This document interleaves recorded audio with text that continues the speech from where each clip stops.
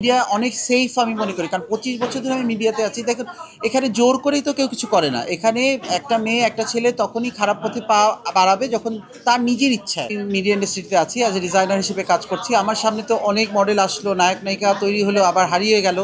So এটা তো এই জানেন যে এই মিডিয়া লাইনটা কিন্তু খুব টাফ। এখানে টিকে থাকা খুব টাফ, এখানে স্ট্রাগলিংটা খুব টাফ।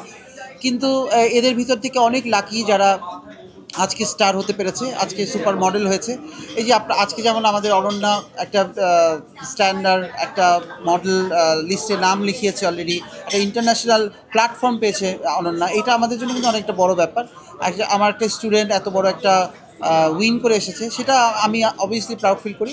এবং আপনি জানেন যে আমি ম্যাক্সিমাম সময় তারকাবহুল কাজ করি। আমার যত ফ্যাশন শো হয়, যত কিছু প্রোগ্রাম হয়, সেখানে তারকার একটা মেলা হয়। এবং আমি সবসময় এ গ্রেড আর্টিস্টদেরকে নিয়ে কাজ করি। সেখানে সাকিব খান হোক, সেখানে অপু বিশ্বাস বুবলি হোক, পরিমণি হোক, বিদ্যাসিনা মিম হোক, এদেরকে নিয়ে আমার বেশি কাজ করা হয়। তো আমার কাছে মনে হলো যে আসলে আমি শুধু নায়ক নায়িকা নিয়েই বেশি কাজ করছি, তো মডেলিং বা মডেল সাইডটা নিয়ে একটু কম কাজ করা হচ্ছিল ইদানিং।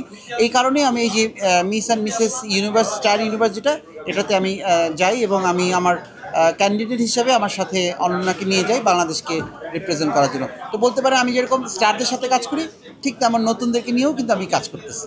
মডেলদেরকে বলি যে আপনারা আপনাদের বয়স ধরে রেখেছেন, কিন্তু আপনি মডেলদের শিক্ষক হয়ে আপনার বয়সটা কিন্তু আপনি ধরে রেখেছেন বলে কিভাবে সম্ভব হয়েছে? দেখুন, আমাদের তো এটা শোবিজ ইন্ডাস্ট্রি, যেখানে শো ব্যাপারটা আছে, সেখানে তো নিজেকে একটু ঠিক রাখতে হবে। এবং আমি বিশ্বাস করি, আমি 10টা নায়ককে গ্রুমিং করছি। সো আমি নিজে যদি গ্রুমড আপ না হই, দেখতে ভালো না হই, বা স্মার্টলি চলাফেরা না করি, তাহলে আমি অন্যদেরকে কী শেখাবো? সো আমার স্টুডেন্টরা আমাকে দেখে খুব ইন্সপায়ার হয়, তাই আমাকে নিজেকে ফিট রাখতে হয়। দেশে বিদেশে বাংলাদেশকে আপনার মাধ্যমে অনেক রিপ্রেজেন্ট করছে বাংলাদেশ।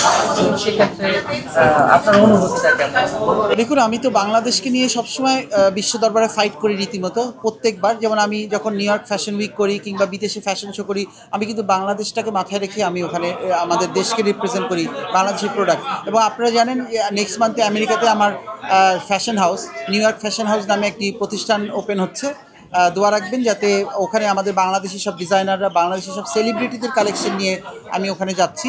আপনারা অলরেডি জানেন যে আমার এই কালেকশনের ভিতরে আমাদের বাংলাদেশের আর্টিস্ট আখি আলমগীর, নায়ক নীরব, আমাদের বিপ্লব সাহা, আমাদের বিবি রাসেল, এবং ইন্ডিয়া থেকে ঋতুপর্ণা এবং রচনা ব্যানার্জি, এদের সবার কালেকশন।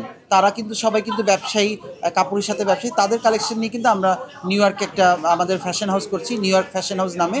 তো এখানে বাঙালি, পুরো বাংলাদেশ এবং বাঙালি পানা, যেটা যেটা কলকাতা বাংলাদেশের যে আমাদের যে আমরা যে বাঙালি যে আমাদের যে ঐতিহ্য, পুরো সেটাকে আমরা উপস্থাপনা করব আমেরিকার মতো জায়গাতে। নিউ ইয়র্ক কিন্তু বাংলাদেশের মানে বিশ্বের রাজধানী নিউ ইয়র্ক, সেখানে আমরা বাংলাদেশিদেরকে, বাঙালিদেরকে সেভাবে প্রেজেন্ট করব। মিডিয়াতে এমন একটা জায়গা আমি মনে করি, মিডিয়া অনেক সেফ আমি মনে করি, কারণ 25 বছর ধরে আমি মিডিয়াতে আছি। দেখুন, এখানে জোর করেই তো কেউ কিছু করে না। এখানে একটা মেয়ে একটা ছেলে তখনই খারাপ পথে পা বাড়াবে যখন তার নিজের ইচ্ছায়। এখানে কিন্তু জোর করে, মিডিয়াতে কিন্তু জোর করে রেপ হয় না। মিডিয়াতে একমাত্র জায়গা যেখানে মিউচুয়াল আন্ডারস্ট্যান্ডিং সব হয়। সবই ডিপেন্ড করে আপনার উপরে। আপনি নিজে ভালো তো সব ভালো, আপনি খারাপ তো সব খারাপ। তো শুধু মিডিয়াকে দোষ দিয়ে লাভ নেই, সব ইন্ডাস্ট্রিতেই তো একই। তো আপনি ভালো থাকবেন, ভালোভাবে কাজ করবেন, তাহলে দেখবেন যে সব কিছু খুব ইজি। কোনো প্যাচের ভিতরে পড়া যাবে না, কোনো পলিটিক্সের ভিতরে পড়া যাবে না। সো নিজের সম্মানটাকে, নিজের পরিবারের সম্মানটাকে মাথায় রেখে মিডিয়াতে কাজ করতে হয়।